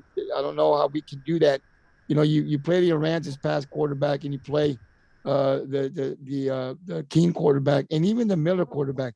None of these 3 guys are going to compare to what Rene Galvan's going to bring when we play sitting. So we're going to have to do a better job of containment, making tackles, because, and our pass coverage, because these guys will throw deep. They'll throw 15 yards. They'll throw screens. They'll do reverses. They'll throw it all out there. That's the way Troutman is. I mean, he don't leave anything. He'll throw everything out there. And so we're going to have to be better prepared at the cover. We can't give, 7 or 8 yards, up front because they'll take it and they'll eat us up. So, I'm sure that Coach Robbins, Coach Vela, and Elizondo will look at that, and they might have something already planned. They're going to show everything that they're going to be doing. Obviously, they knew that they could win and beat King and Aransas pass without showing what they're going to do. And we've had Coach Robbins on, so they're going to be better prepared as we get into district. But I know as fans, we want to see a shutdown, and it's not going to happen all the time. But overall, I think the defense is going to continue to get better. And I'm anxious to see what we're going to do after we get past the Loso Midway with Raymondville 1 and then in that second district game against Sin, because that's where it's going to start for our defense. So I have all the confidence in our coaches. Our players are studs. We have them all over the field in the secondary, our defensive line, and of course our linebackers. And we've heard Coach Robbins say got probably the best front seven around here in the Coastal Bend area, and I definitely believe that. It's got to continue to get better. But having an offense that can score a lot of points really helps our defense as we continue to get better. So, we'll take that. But listen, great game, King. Rockport offensively is scoring a lot of points.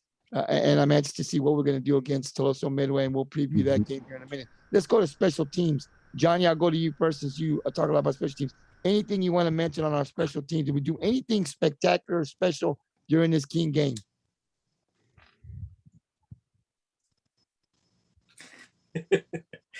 I can't recall anything, dude. It was all basically offense. Yeah. Other than I got some. I know. I really like that Jay ran our kicker out there to attempt that long field goal. yes. Of course, we had a bit of a cushion, but you want to see those tests, right, during the regular season. And I thought it was a great attempt. The wind was swirling that night. It was. I remember I was talking to Chino. I said, man, wind's kind of swirling a little bit. And although he had his back to it, it still, it had a swirl. And it's exactly what it did. It pushed that ball to the left a little bit. He had plenty of leg. He just pushed that ball a little bit, and he missed it. But I like that Jay had the confidence to send him out there, and I think it's going to help the kid. Although it was a miss, it's like, hey, the coach is going to send me out there. So I felt that he had that leg. You know what I'm saying? I know the coach knows exactly where his range ends, and he knew that he was within it and ran him out there.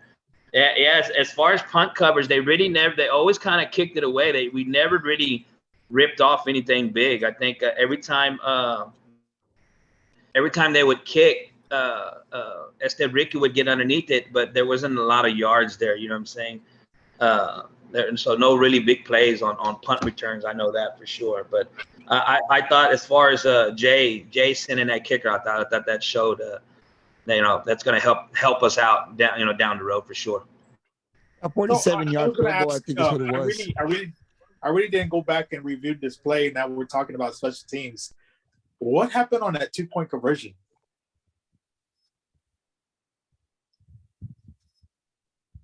Was it a design fake or a bobbled mess up? Oh, where Ace, where he ran out of bounds. Yeah. Or threw it away or whatever. I don't know, but he didn't have nobody to throw it to. I saw him get up. There was nobody there. Oh yes, when he did scramble and then threw it behind his head. Yeah. Yeah, that was interesting.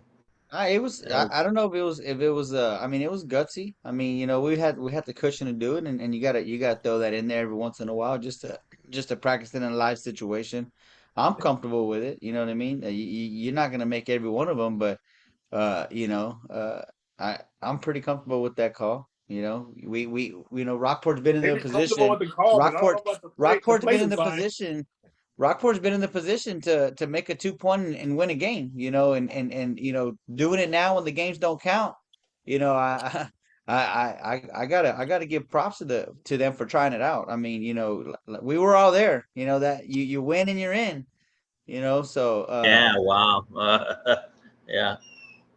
So, But I like Crystal Ball, our kicker. He's going to get more opportunities like that, and it's good to know that he's got that leg. We've had Coach Villa on before, a special teams coach, and he said he got all the confidence. If it's got to be a 45, 47-yarder, they're putting him out there.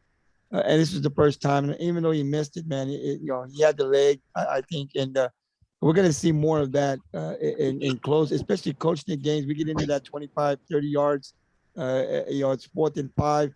Coach Cyber may decide to get that field goal and play field position. I don't know, but the good thing about what Coach Cyber has this year, he's got many weapons. He can decide to kick a field goal. He can go for it. He's got the offense. So when a coach has those type of weapons and you got options, it makes the team very dangerous. And I think Coach Seibert this year's got a lot of weapons. Hey, we also got a block punt.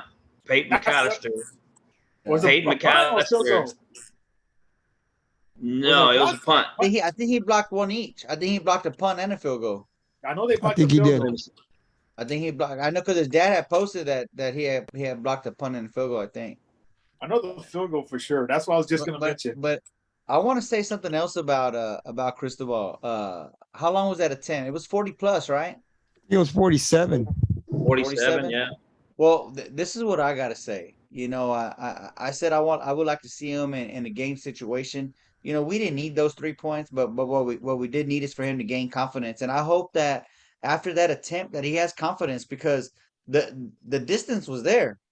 You know what I mean? No question, no doubt about it. The distance is there. You know, I think it's just his first time having to do that. I think it's probably what happened. It looked like to me he probably tried harder than he does on a PAT. You know what I mean? Because I think if he thinks of it as just a PAT, without overthinking it, I think he makes that. I think he makes that kick. I mean, if I'm him, I start gaining a little bit of confidence because when I look at that film, I see that ball would have went in because a few feet to the right, 5, 6, 8 feet to the back to the right, and that's through the uprights. You know what I mean? And that's 47 yards. You don't see a whole lot of attempts for 47 yards in high school. So if I'm him, I just gain a little bit of confidence for that next attempt, and I hope that in this Filosa Midway game, he gets another chance. Like I said, we didn't need those 3 points, so no harm there. You know what I mean? What's up? Oh, I thought somebody said something. Yeah. So, anyways, I just hope that if he takes something away, he takes away that confidence, in his legs because man, it was definitely there. I was super excited. I was celebrating like he made it just because it made the distance. So, I hope he gains some confidence from that kick. Well, here's the deal, though. I like to know where he ranks as far as the PATs in the area. He's probably got a lot of points. He's got a lot of points.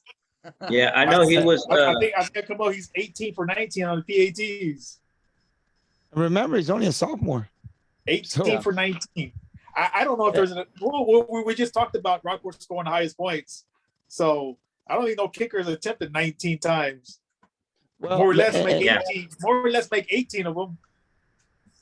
Well, and here's the deal with Cristobal. I mean, he's going to have confidence because the coaches, the players, everybody has confidence in him. And I think, Coach Seibert put him out there because Coach Seibert knows I'm going to have to use him. He's going to put him out there a lot more, I think you're going to see, because it's going to come to a close game. And he wants to know that if I got to kick a 35, 40-yard or 25-yard, I got the guy that can do it. I'm not going to go for it on 4th and 2. I'm going to kick the field goal, run down the clock. If he gets that option, I got a field goal kicker in there that can make it and run it down to 1 second left in the game, down by a point or something, and you kick the field goal and you win it. So that's always an option in the playoffs, in district. You never know, but just a great opportunity for Coach Seibert to have just yet another weapon on the sideline that you can call on and pretty much get 3 points when you need it. So it's good to have that there, and I think we're going to see him do a lot of these field goals to kind of continue to build his confidence. So he'll be ready when we need him. Let's go over to the Toloso Midway game, which is next Friday. It's a home game for us. It's the third game of the season, and then Rockport will have a bye the next week. So let's talk about Toloso Midway. They're coming in on Friday. Johnny, I'm going to go to you first. What's your take? Give me a prediction.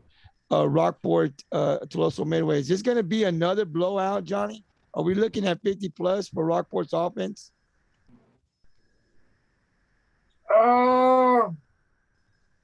I see 50 plus for Rockport.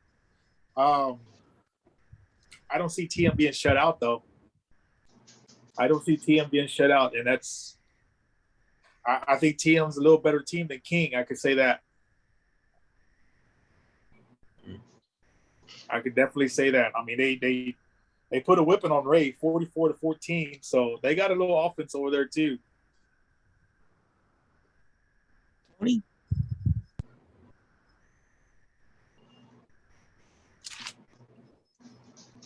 Tony, you're on mute. Are you trying to get me like I got? Like I got Gabriel. Hey, no, I saw a little bit of film on Tuloso Midway, and I tell you what, we'll be going up against another big offensive line and another big defensive line, so it's gonna be a battle right there in the trenches for sure. I have no doubt and all the confidence in our offensive line and our defensive line to open up those holes for the running back and to put pressure on their quarterback. So. I think Rockport's going to continue to score a lot of points, but I'm with Johnny. I don't know. I don't know that we shut Tuloso Midway out. I think Rockport wins big anyways. But they're not going to shut Rockport out. I mean, they're not going to shut Tuloso Midway out. Like I said, we are playing against a bigger team than I think King was. I don't know if they were as big as the team that we're going to see this Friday. So, but it is a home game. Rockport does well at home. They're gonna have a lot of people there. It's parents' night. Those kids are gonna be playing for the fans and their parents. So, I think Rockport will have a good night. All right, wait a minute. Now, before I go to Coach, to Tony and Johnny. So give me your predictions, Tony. How many points do you think Tuloso Midway is going to score on Rockport's defense? I'm gonna be generous. I'll give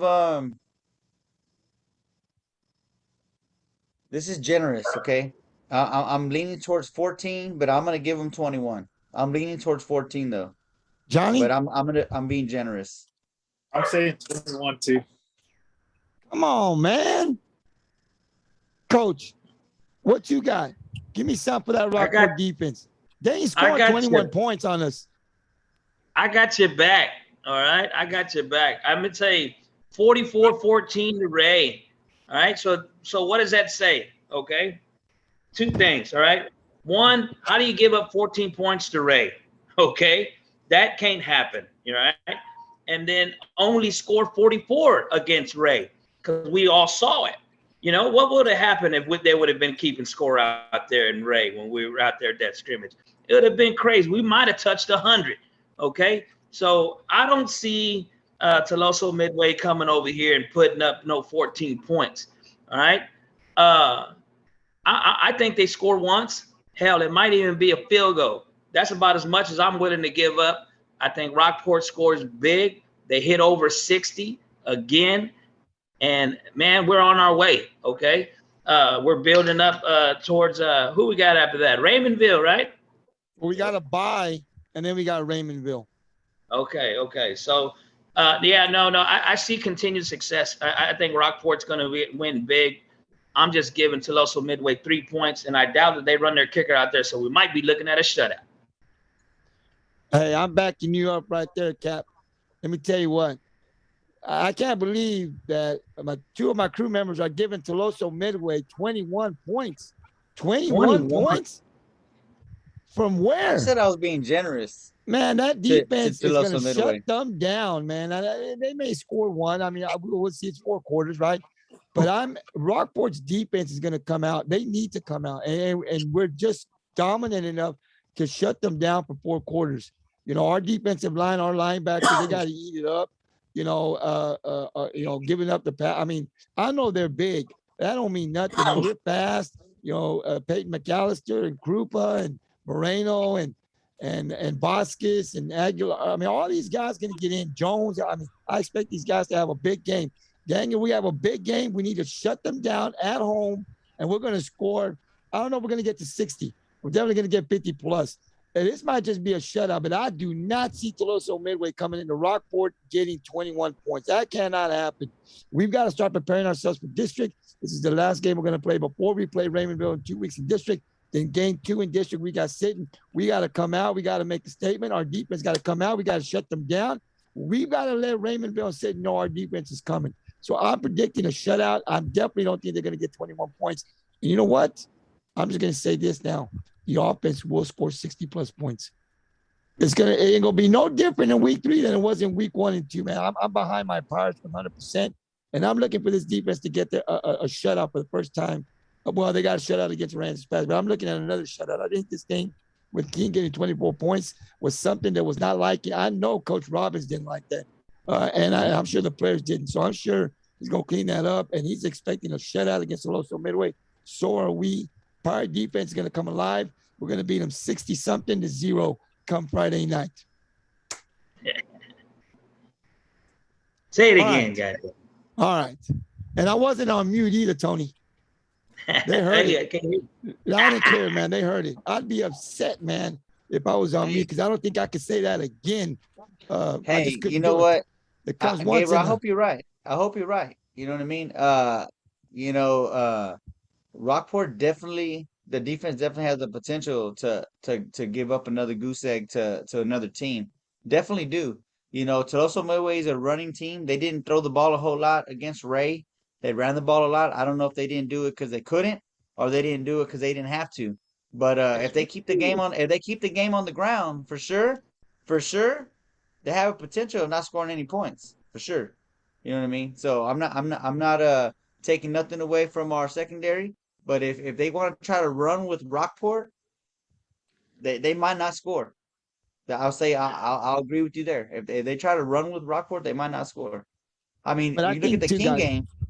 Look at the King game. They had a lot of time of possession because we scored fast, and they only put up 24. So we'll see. And That and that's what's hard for our defense, guys, is that we score so quickly. Our defense is right back out there again, and not a plus for our defense, right? Because our offense in 2 games they've been scoring really quickly. So I don't even think the guys get a chance to finish their drinking their water, and they got to get back out there because we score so quickly. So that might not be good for our defense. But hey, listen, that's the way we take it. Our defense has to come out with a shutout. They do. We're getting in the district. We're sitting in Raymondville coming up. We've got to come out and we've got to get a shutout. We've gotten one against Aransas. King, I think, scored 24 points. I don't think they were 24 points better than Rockport. We just did not tackle right. We've already talked about, some of the mistakes we made. But I think Coach Robbins is going to get on these boys. They're going to clean it up, and they're going to come out with a better effort. And I think potentially, they might score a touchdown, but 21 points. If they score 21 points on us, and I'm not taking anything away from Tolosa Midway because I think they're good, but Rockport's got to be better, and I give up 21 points. 21 points, Tolosa Midway can come into our house and score 21 points. That's a little setback for us, I think. So we've got to come out and play the best defense so far this season and prepare ourselves for the bye and then get in the district because we got Sin coming after that in 2 weeks. And we're going to have to play our best defensive game to beat that team and hope that, we become district champs in 2021. So we'll see what happens, guys. Anything else you want to add to this game on Friday with Tolosa Midway before we move on to volleyball? Hey, I real quick, I think the fact that Flores has come back, it's gonna help quite a bit out in that secondary. I know we were playing a little out of position last week, and then I know that Devin went out probably second half. He was cramping really bad coming out of halftime. So I mean, I'm not making excuses, but I know we were playing a little bit out of position. We had Wyatt playing cornerback, and then I can't remember the kid's name who started for his number's 23. He did get a pick. He did get a pick. Nate Blanford, sophomore. Blanford. Yeah. I like that guy. He did get it. Yeah. Well, I mean, that's the coach. That's the one that coach talked to us about. Hey, keep an eye out for, that he was thirsty for the field, and it showed. He get on the field and he got. I mean, and the pick came to him, but I mean, still got to catch it, baby. And then he knew what to do with it. You know what I'm saying? Took off running. So, but I do think that with Carson coming back, it's going to solidify that safety position and allow those boys to play corner and help him over the top when he needs to be. So, and then that pushes Wyatt back to his regular strong safety spot. So, yeah, no, I think we'll clean it up a bit. And as long as we're wrapping up, we got to wrap up, right? We'll wrap up, make these tackles. Like Tony said, first contact. I think we're good. All Hey, right, Gabriel, guys, I wanted to highlight some scores around the area and stuff like that too. absolutely, man. It's because we're kind of like forgetting about our Valley teams down there. In fact, they're not even on our other podcast. So I wanted to run down some of their scores and stuff, and some area games or playoff possible games. So here I go with this is the one I'm kind of curious about, is Rio Hondo. Rio Hondo. winning 49-6 over Far San Juan. They have averaged 57 points a game themselves and only given up 6 points for the season. You know, so Real Hondo is somebody down there. Yeah. We got Portisville 30-7 over Valley View, which is far, and Ravenville winning 16-13 over Grula. I don't know much about Grula really, but in your other district, District 15, which is the district we'll be playing against in our first round, you had Carrizo Springs 47-0 over St. Anthony out of San Antonio. You had Divine 44-23 over San Antonio Memorial, and Bandera 14-13 over Cotulla. And I'm gonna skip over to District 13, which I considered the strong district I was talking about last week, which is Wimberley. You know, they went down to Quirrell. You know, Wimberley lost out of that game 21-3. You know, that was huge. That was a big game. You know, so we all understand that Quirrell's going to be a big team later on down the road. Gobble, you know, gobble, Navarro, gobble, baby. Gobble, gobble, gobble. Get ready. Navarro beat Lavernia last week 35-6. You know, those Wimberley and Navarro they're easily going to take over that district. You know, they're 1 and 2 easily. I mean, because then you got your Young Man's Leadership Academy, which was a 6-2 final against Luling. And Luling has a 35 game losing streak right now. You know, they tell you how strong that district is. You know, then you have Maynard. You know, they did win 50-30, but over Liberty Arts Science Academy, who is that? You know, do they got 35? Hey, do they got 35-year-old linebackers that play for them? Then you got Austin achieved whatever 19-14 the loss against San Antonio something West Academy West. And then I talked about Eastside Memorial last week about not being on the schedule. I read about that they canceled their season this year. They didn't have enough players to make a varsity squad, so they only suited up a JV squad. So they hopefully come back next year with enough upperclassmen to form a varsity squad. You know, it'll tell you how strong that district is. You know, a little bit. Here I go over District 13, Smithville 27-3 over Yoakum. You know, Navasota 40-13, losing against Sealy. You know, some of these schools are some of the ones that we're going to be facing. Then I go with your this is what I call my regional top teams. You know, not necessarily 1, 2, 3, 4. You're from your region number 3. Your number 1 team is Carthage. You know, winning 42-14 over San Antonio Cornerstone. And then your top number 2 region, Gilmore, 50-14 over Henderson. Then you have the region 1, which is the number 3 team, Salina, 35-14 over Paris. And the new number 1 team in the 4 region is Quirrell. They're ranked number 7, which they beat the former number 3 team, Wimberley, last week. You know, back to that 21-3. So big changes in the region 4. You know, 1, 2, 3, usually the same ones. 4 is all the way up there. There's many teams in that 4 region in this area. So it's gonna be tough in the playoffs, guys. It's gonna be real tough in the playoffs. You got Wimberley, Navarro, Quirrell's back up there now. Rockport sitting. Woof.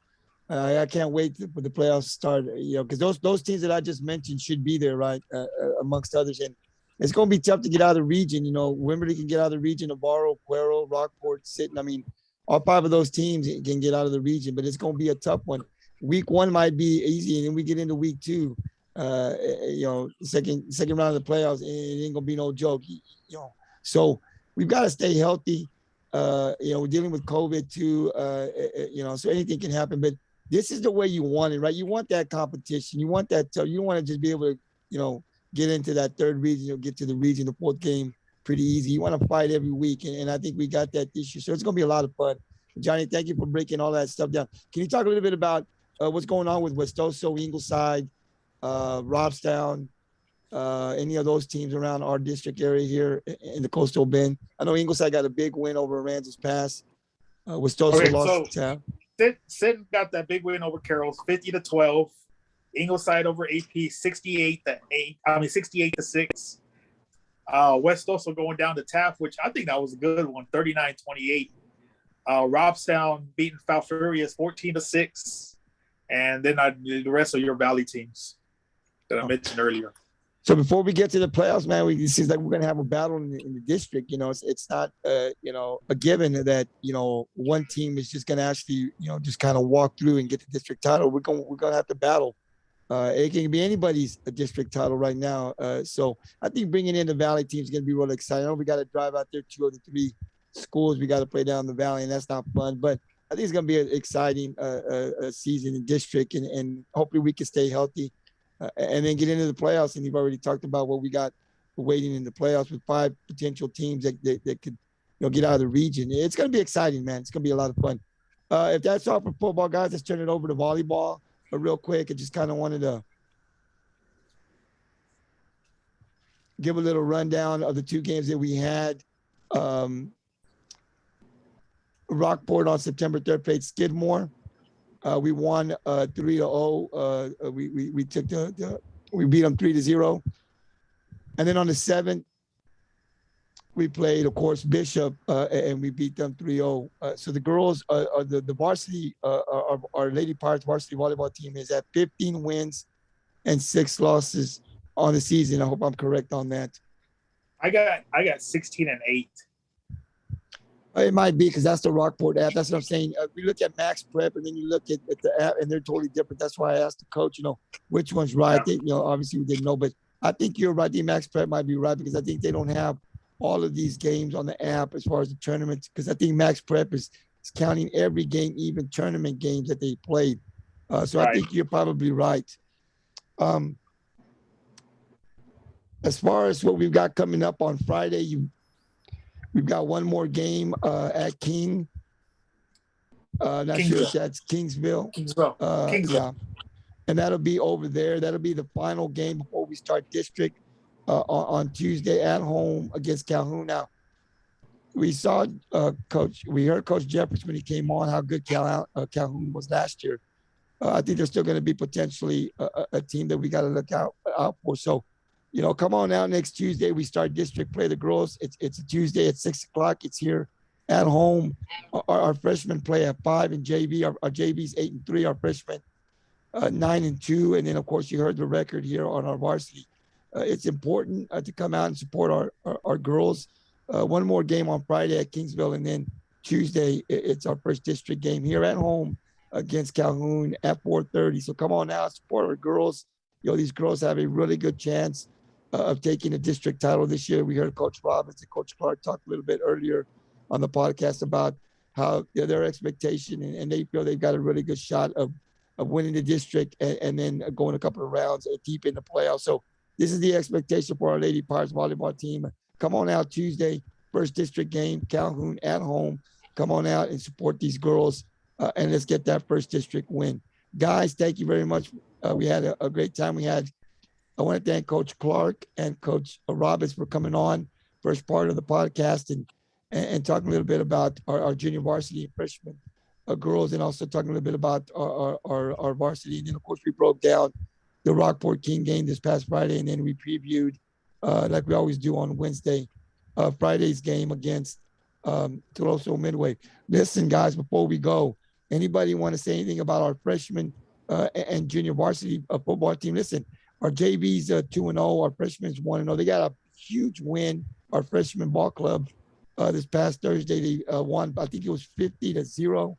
That's a really good team. I look forward, and I'm looking to these guys winning this Thursday, tomorrow, when they take on Toloso Midway. And then our JV, they're 2-0, man, and they're looking really good. I think they're going to be 3-0 after tomorrow night. Steve, Johnny, Tony, anything you guys want to add as far as our freshman and junior varsity football team? Well, I tell you what, man, that freshman team looks really, really nice. Yeah, they got another Phillips kid down there churning out the yards. He's doing a great job. Their quarterback, Coach Howell's boy, he looks really sharp. They look really, really, really good, man. For a freshman team, I was surprised how sharp and crisp they look. They look great running the plays. I mean, if you blinked, I'm telling you, I mean, you can see you can see how well they're executing the plays is what I'm getting at. I think they're doing a great job. And then I stuck around and watched that JV game. That JV game is really nice. Coach Vela's son is really nice. You know what I'm saying? His run and attack. He really puts a lot of pressure on the guys. He looks really sharp. So I was impressed, man. What I saw, I thought they both looked well. Like I said, they some of those guys could be playing varsity, man, if we didn't have so many kids, upperclassmen, and I'm sure that's the case. You know what I'm saying? There's just no more room for some of these guys, but no, I was excited, man. I thought they did super well. I even made it out to the 7th and 8th grade scrimmage the other day, and they look a little rough around the edges. That 8th grade team looked really good. They got some good size, man. I'm liking the size that's coming out of Rockport now. I'm like, wow, I look up and everybody's big, man. They're big as heck. So, yeah, no, it's exciting, man. I thought they looked great. I think our programs is definitely on the uptick, and everybody has that buzz about them when they're out there. I think it's great that they're all running the same offense and executing all the plays. The way you could see it on Friday nights. That's the way I saw it. So, hats off to them and their program. Johnny, anything you want to add? No, I haven't got a chance to check them out yet. Hey, and then the other guy, the other brother pick, right? Or that you hear a lot about his brother on Friday nights. Gosh, man, Aiden Moreno. He looks really good, and he's a quarterback for JV. And man, hey, don't tell anybody, but I think he's got a bigger arm than his brother Joe. He looked really good, man. He could throw the ball.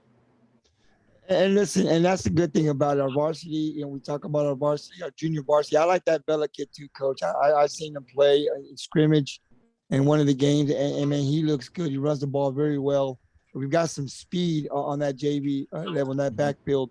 And then, of course, our freshmen, I've seen them. They're big on the line, and they're playing really good.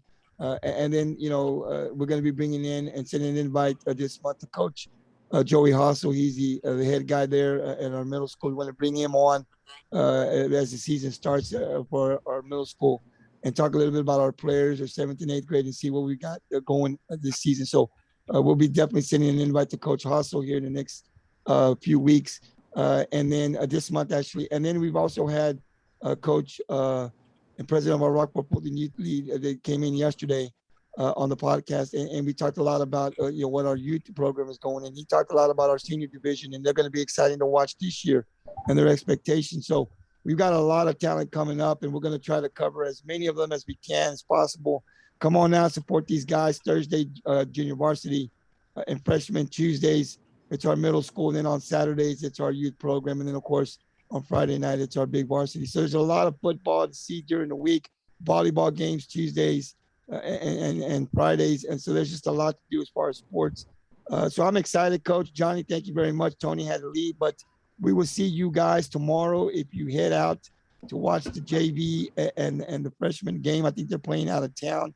And, of course, Friday we'll come back for Parents Night, I'm told. I think it is Friday against Tuloso Midway. So, guys, thank you very much. I'll upload this video tomorrow in the afternoon. Maybe I'll see you guys at the game. If not, definitely I'll see you guys on Friday.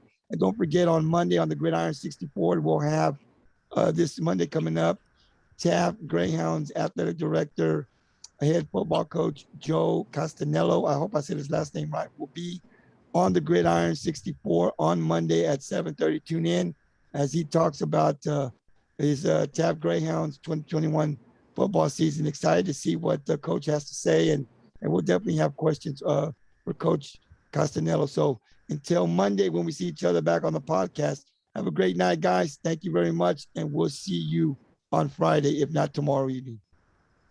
Yes, sir. Good night.